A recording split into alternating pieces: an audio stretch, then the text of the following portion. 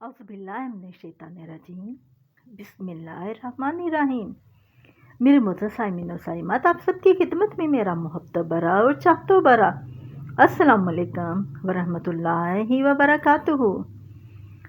आज मैं आपको ऐसे शोहर के बारे में बताऊंगी जो गैर औरतों में वक़्त गुजार रहा था, जिसे बीवी बार बार समझाए मगर वो कहता था क्या मुझे कोई नहीं बदल सकता। लेकिन फिर एक वजीफे ने इसे सजदों में गिरा दिया। अगर आप भी अपने घर में ऐसी आजमाइश से गुजर रहे हैं तो ये वीडियो आखिर तक ज़रूर देखें। एक मुहतरमा लिखती हैं कि मेरी ज़िंदगी का सबसे बड़ा अलमिया ये था कि मेरा शोहर गैर औरतों में दिलचस्पी लेता था।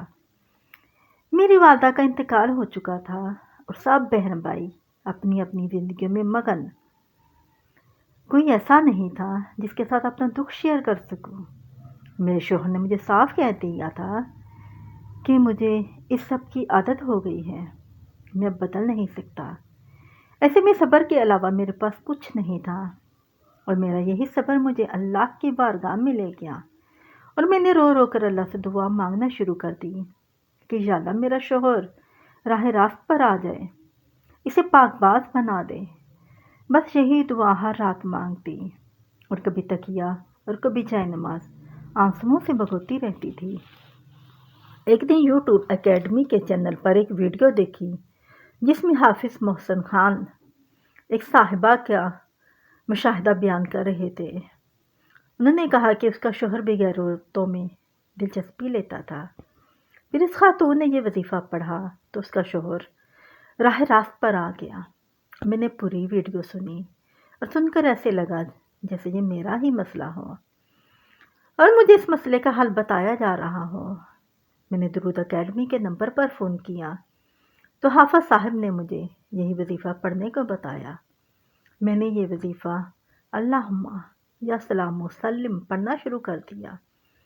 कुछ दिनों बाद मेरे शोहर का रवैया बदल गया। पहले वो छुप कर ये काम करते थे, अब वो सरेआम करने लगे और मुझे शक होने लगा कि मेरे वजीफ़े का असर उल्ट हो गया है। मैंने हाफिज़ साहब को फ़ोन किया तो उन्होंने कहा कि वजीफ़ा जारी रखें, छोड़ना नहीं है।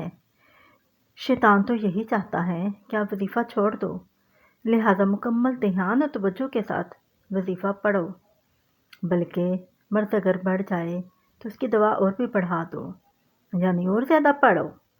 मैंने दिन रात पढ़ना शुरू कर दिया, खुला वज़ू बगैर वज़ू, बस दीवानों की तरह। दिन गुजरने लगे, मैंने वजीफ़ा जारी रखा। इस दौरान मैंने महसूस किया कि मेरे शोहर बेचैन रहने लगे हैं।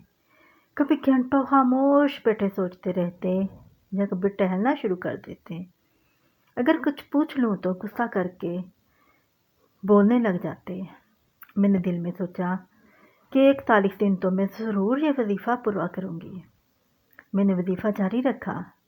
28वीं रात मैं वजीफ़ा मुकम्मल करके कमरे में आई तो देखा मेरे शोहर रो रहे हैं।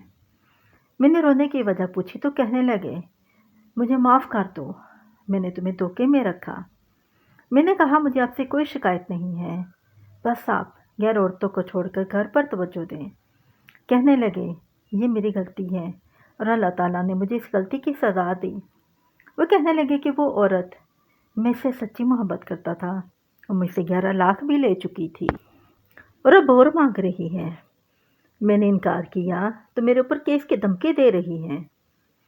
उस औरत ने कहा कि आप अल्लाह ताला से इस्तग़फ़ार करें, माफ़ी मांगे और ये कलिमात पढ़ें, अल्लाहुम्मा या सलाम सल्लम। मुझे उम्मीद है कि वो औरत आपका पीछा छोड़ देगी। मैंने अपने शोहर को भी ये कलिमात याद करवाए। मेरे शोहर ने भी ये बाकायदगी से कलिमात पढ़ने शुरू कर दिए। इस दौरान मेरे शोहर ने इस औरत का नंबर ब्लॉक कर दिया, जिसका नतीजा ये हुआ कि इस औरत ने भी कोई राब्ता ना किया और ना दोबारा तंग किया। अल्हम्दुलिल्लाह आज मैं और मेरा शोहर पुरसकून ज़िंदगी और मोहब्बत वाली ज़िंदगी गुजार रहे हैं। ये सारी बरकत इस सलाम मुबारक की है और उसका तर्जुमा ये है اے اللہ سلامتی بیج محمد صلی اللہ علیہ وسلم پر سلامتی نازل فرما۔ آخر میں ہم دعا کرتے ہیں، اے اللہ جس طرح تو نے اس عورت کی مشکل آسان کی، اس طرح ہر پریشان کا گناہ چھڑوا دے، ہر ناجائز راستہ بند کر دے، رشتے جوڑ دے، ہر بلیک میلنگ، ہر خوف اور ہر فتنہ ختم فرما اور ہر شہد کو راہ راست پر لے آ۔ یا اللہ جو بھی اس دعا پر آمین کہے اس کی سب سے بڑی مشکل آسان فرما۔ میرے معزز سامعین، ایسے ہی دل کو چھو لینے والی بات